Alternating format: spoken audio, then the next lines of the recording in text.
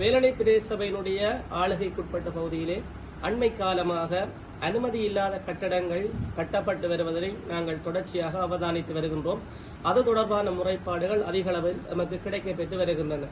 இவ்வாறான செயற்பாடுகள் காரணமாக எமது பிரதேசத்திலே அண்மை காலமாக சமூக மட்டங்களிலே பல்வேறுபட்ட பிரச்சனைகள் இடம்பெற்றுக் கொண்டிருக்கின்றன. அதாவது காணியை அபகரித்தல், காணி சுவீகரித்தல், சமூகம் சார்ந்த பிரச்சனைகள் போன்றன இந்த அனுமதியற்ற கட்டடங்களால் ஏற்பட்டு வருகின்றது. எனவே இதனை கருத்தில் கொண்டு 1987 ஆண்டின் 15ஆம் இலக்க பிரதேச சபைகள் சட்டம் மற்றும் 1978 ஆண்டின் 41ஆம் இலக்க நகர அபிவிருத்தி அதிகார சபையின் சட்டத்தின் கீழ்வரும் நடவடிக்கைகளை மேற்கொள்வதற்கு ஏதுவாக நீங்கள் வேலணை பிரதேச சபையிலே அனுமதியினை பெற்றிருத்தல் வேண்டும்.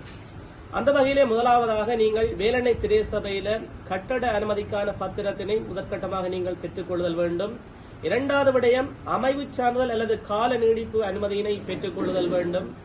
மூன்றாவது விடயம் காணி உப பிரிவிடல் மற்றும் காணி ஒருங்கிணைத்தல் அனுமதியினை நீங்கள் பெற்றுக் கொள்ளுதல் வேண்டும். நாலாவது விடயம் நிலுவையில் உள்ள அனைத்து விண்ணப்பங்களுக்குமான ஆவணங்களினை சமர்ப்பித்தல் வேண்டும்.